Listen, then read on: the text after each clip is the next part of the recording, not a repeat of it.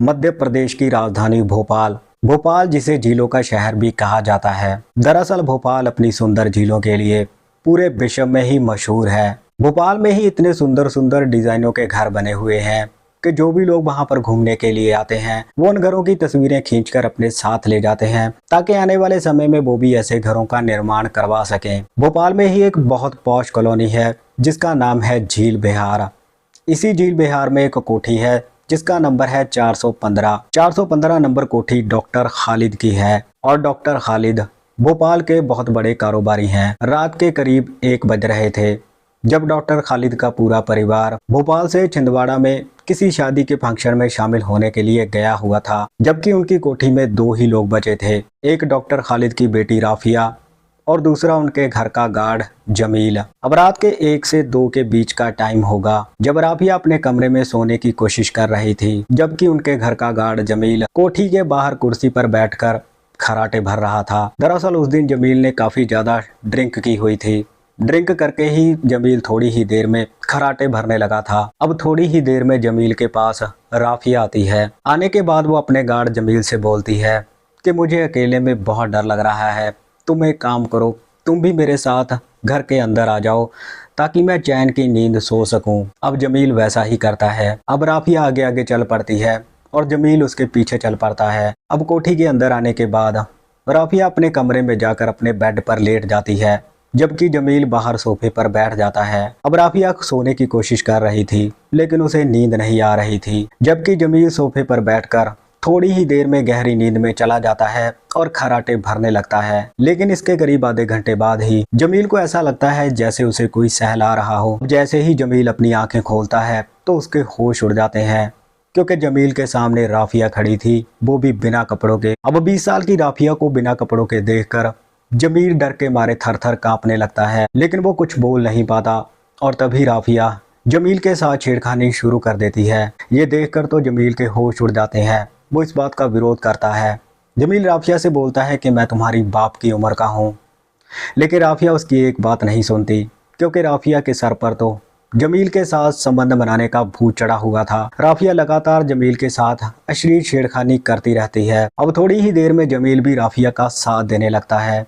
इसके थोड़ी देर बाद ही दोनों राफिया के बेड पर चले जाते हैं।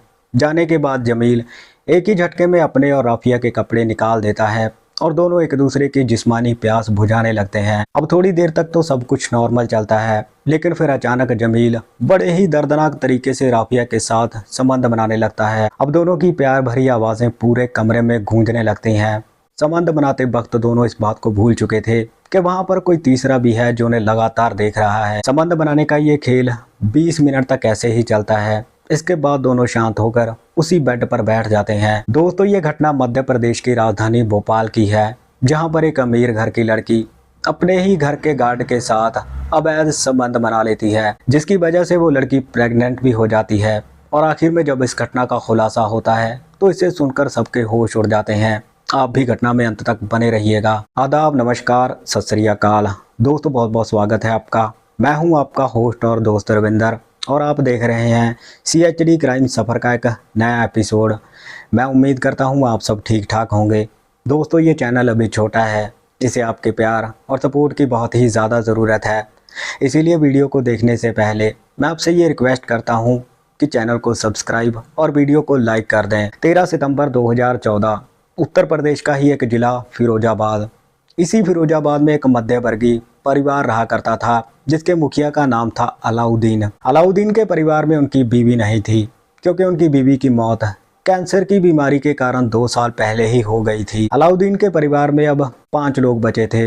एक अलाउद्दीन और उनके 4 बेटे। अलाउद्दीन के सबसे बड़े बेटे का नाम जमील था। अलाउद्दीन का फिरोजाबाद में ही चूड़ी का छोटा मोटा कारोबार था, लेकिन उससे आमदन ठीक ठाक हो जाती थी। दरअसल अलाउद्दीन की उम्र अब काफ़ी ज़्यादा हो चुकी थी, इसीलिए अलाउद्दीन ने अपने कारोबार की जिम्मेवारी अपने बाकी के 3 बेटों को सौंप दी थी, जबकि उन्होंने ये जिम्मेवारी अपने बड़े बेटे जमील को नहीं दी थी। दरअसल अलाउद्दीन के बड़े बेटे जमील की हरकतें ठीक नहीं थी। दरअसल जमील ड्रिंक करके आवारागर्दी करने का आदी था, इसीलिए अलाउद्दीन ने उसे कारोबार की जिम्मेवारी नहीं दी थी। जमील ने इस बात का कई बार विरोध किया था, लेकिन अलाउद्दीन ने उसे साफ साफ बोल दिया था कि जब तक मैं जिंदा हूं तब तक तुझे मैं दुकान पर नहीं बैठने दूंगा। जमील की आदतों से पूरा परिवार परेशान था, लेकिन क्या कर सकते थे, क्योंकि जमील किसी की एक नहीं सुनता था। दरअसल जमील के पास दिन में 3 ही काम होते थे।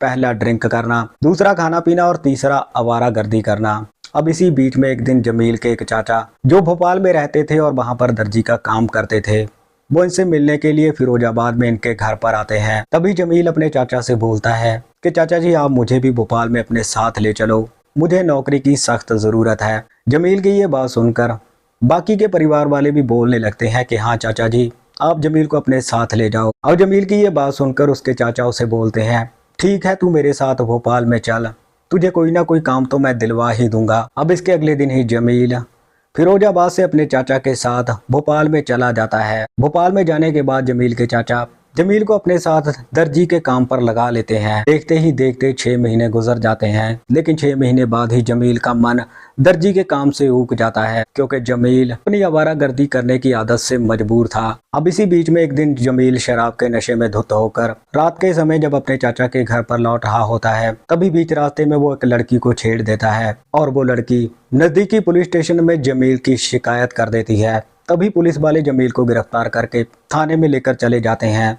थाने में जाने के बाद पुलिस वाले जमील की अच्छे से धुनाई करते हैं और 2 दिन हवालात में रखने के बाद पुलिस वाले जमील को वार्निंग देकर छोड़ देते हैं। इसके बाद जमील सीधा अपने चाचा के घर पर पहुंचता है, लेकिन जमील को देखकर उसके चाचा जमील को हाथ जोड़ देते हैं और उसे बोलते हैं कि भाई, तुझे जहां भी जाना है तू चला जा, लेकिन मेरे घर में मत आ, क्योंकि एक ना एक दिन तू मुझे भी फंसवा देगा। अब इसके बाद जमील वहां से लौट जाता है। अब 2-4 दिन इधर उधर घूमने के बाद जमील एक दिन भोपाल की झील बिहार कॉलोनी में घूम रहा होता है।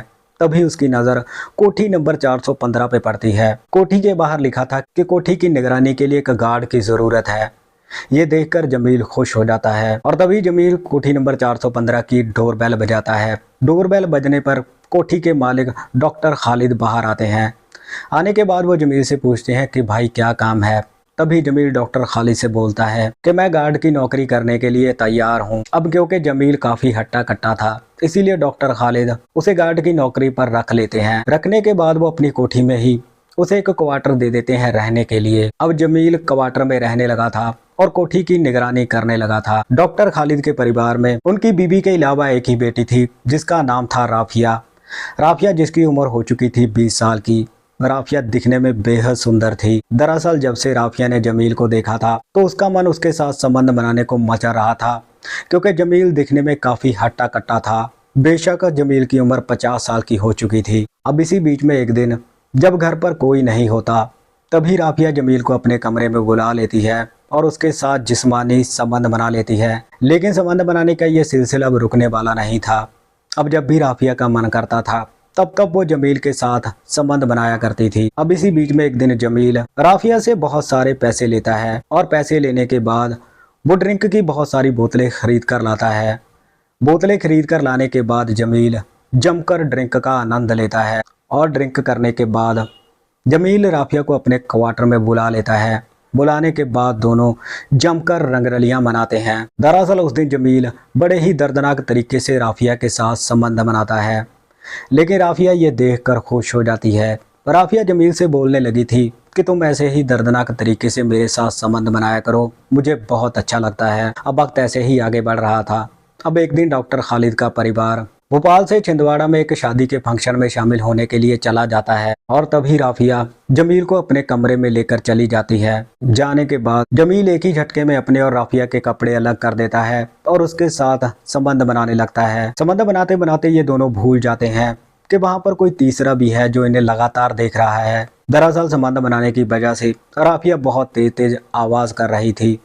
संबंध बनाने का ये खेल 20 मिनट तक ऐसे ही चलता है। इसके बाद दोनों शांत होकर राफिया के बेड पर बैठ जाते हैं, लेकिन तभी इनके कमरे का कोई दरवाज़ा खटखटाता है और जैसे ही जमील दरवाज़ा खोलता है तो उसके होश उड़ जाते हैं, क्योंकि जमील के सामने राफिया की माँ खड़ी थी। अब राफिया की माँ जैसे ही राफिया और जमील को बिना कपड़ों के देखती है तो उसके पैरों तले भी ज़मीन खिसक जाती है। लेकिन इससे पहले कि राफिया की मां इन दोनों से कुछ बोल पाती, डॉक्टर खालिद भी वहां पर आ जाते हैं। और डॉक्टर खालिद जब दोनों को बिना कपड़ों के देखते हैं तो उनका गुस्सा साथ में आसमान पर चला जाता है। तभी राफिया अपने कपड़े पहनती है और दूसरे कमरे में चली जाती है, लेकिन डॉक्टर खालिद गुस्से में अपने पैर का जूता निकालते हैं और जमील की पिटाई करने लगते हैं। करीब आधा घंटा पिटाई करने के बाद डॉक्टर खालिद जमील को अपने घर से बाहर निकाल देते हैं और उसे बोलते हैं कि आगे से मुझे अपनी शक्ल मत दिखाना। अब जमील वहां से चला जाता है। इसके बाद डॉक्टर खालिद अपनी बेटी राफिया के पास जाते हैं और उसे काफी डांटते फटकारते हैं। डॉक्टर खालिद उस दिन बहुत ज्यादा गुस्से में थे, लेकिन वो लोग लाज के मारे इस मामले को पुलिस स्टेशन में नहीं लेकर जाते। लेकिन इसके थोड़े दिनों बाद ही डॉक्टर खालिद अपनी बेटी राफिया को मस्कट में अपने किसी रिश्तेदार के पास भेज देते हैं। दूसरी तरफ जमील फिरोजाबाद में वापिस आ जाता है। फिरोजाबाद में आने के बाद जमील मोबाइल रिपेयर का काम करने लगता है। फिलहाल जमील का मोबाइल रिपेयर का काम ठीक ठाक चल रहा है और डॉक्टर खालिद भी अपने परिवार के साथ एक खुशहाल ज़िंदगी जी रहे हैं। तो दोस्तों, ये थी आज की घटना। इस घटना को हमने सोशल मीडिया प्लेटफॉर्म से ही उठाया है। इस घटना के सत्य होने की पुष्टि हम बिल्कुल नहीं करते। बाकी आपकी इस घटना के बारे में क्या राय है, आप अपनी राय कमेंट सेक्शन में ज़रूर रखिएगा।